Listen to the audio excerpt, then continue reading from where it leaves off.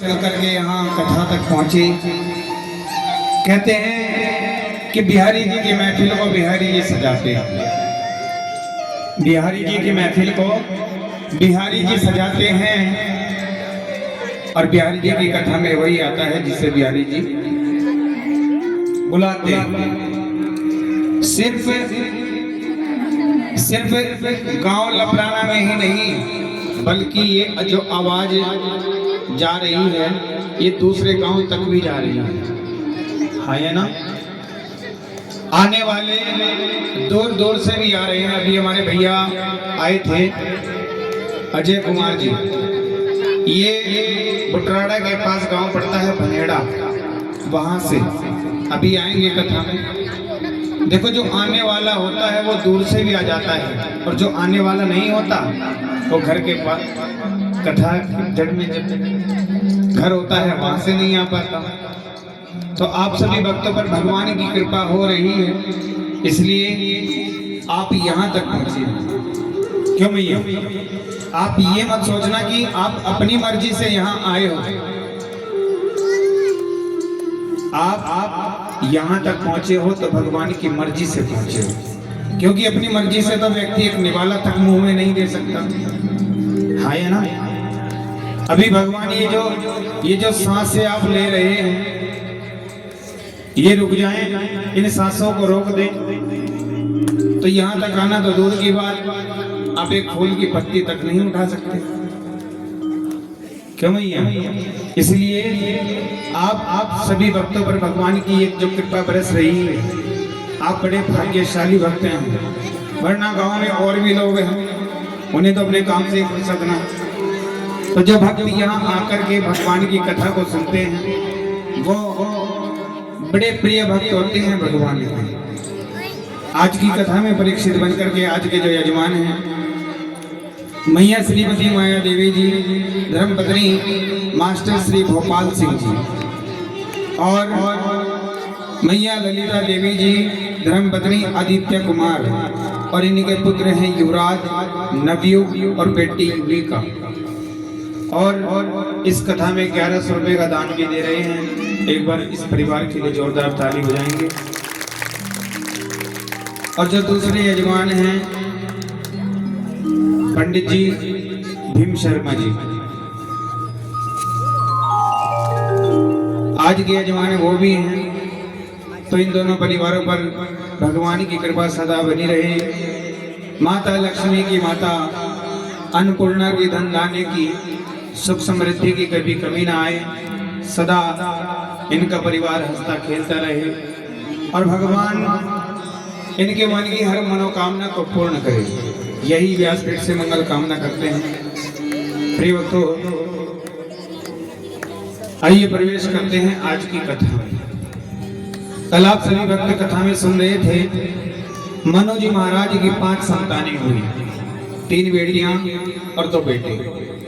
मैया पीली मैया हो गई बातें नहीं कर लो।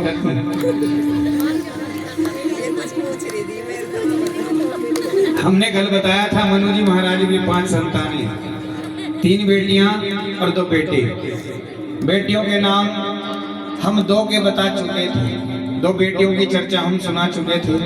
कोई बताएगा उन 2 बेटियों का नाम क्या था?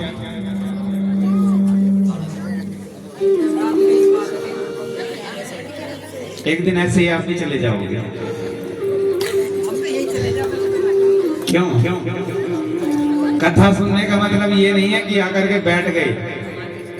कहते हैं कि सुनो सुनकर गुनो और मन मिलाओगे मिल जाएंगे, वरना पंछी 4 दिन के अपनी बोली बोल करके उड़ जाएंगे, चले जाएंगे। हाँ या ना? आपको फिर रोज रोज कौन बुलाएगा यहाँ? सिर्फ आज से 4 दिन की ही तो कथा रह गई है। और ये जो बातें मैं आपको बता रहा हूँ एक एक बात करोड़ों की है, एक एक बात करोड़ों की है। यदि आप सुन करके अपने जीवन में बातों को नहीं उतार रहे हो, याद नहीं रख रहे हो, तो समझ लेना कई करोड़ों का नुकसान आपको हो रहा है। यदि मैं यहाँ बैठ करके कुछ बता रहा हूँ और उन बातों को आप अपने जीवन में उतारो, तभी तुम यहाँ बैठ करके मेरा बोलना सार्थक है। अभी मैंने पूछ लिया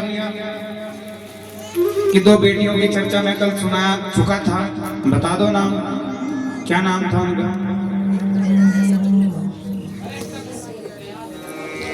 गूगल में खोल लेना है, कभी गूगल पे सर्च मारो, मनु जी महाराज की दो बेटी कौन सी थी ने, जो उनसे कल महाराज जी ने सुनाई थी हैं?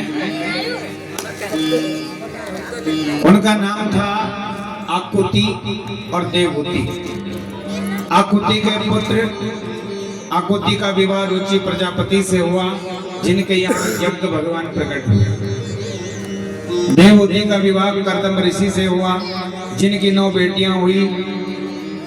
कर्दम ऋषि ने कहा कि अब मेरा कार्य पूरा हो गया है, संतान हो गई, तो अब मैं जाता हूँ भगवान के भजन के लिए। माता देवहूति ने कहा कि मुझे एक पुत्र की कामना है। तब कर्दम ऋषि ने कामुक विमान बनाया और अपनी पत्नी देवहूति के साथ जब रमण किया, विहार किया, तो उनके यहाँ कपिल देव भगवान प्रकट हुए।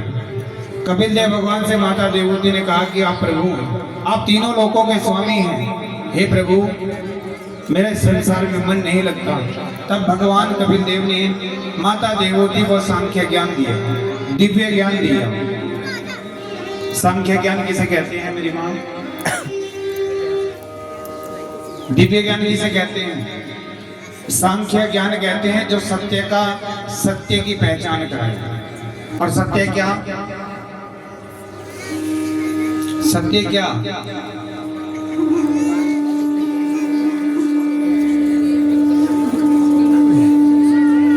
आज चौथा दिन है सत्य के बारे में बताते बताते। अब तक आप लोगों को ये नहीं पता कि सत्य क्या है। अरे सत्य भगवान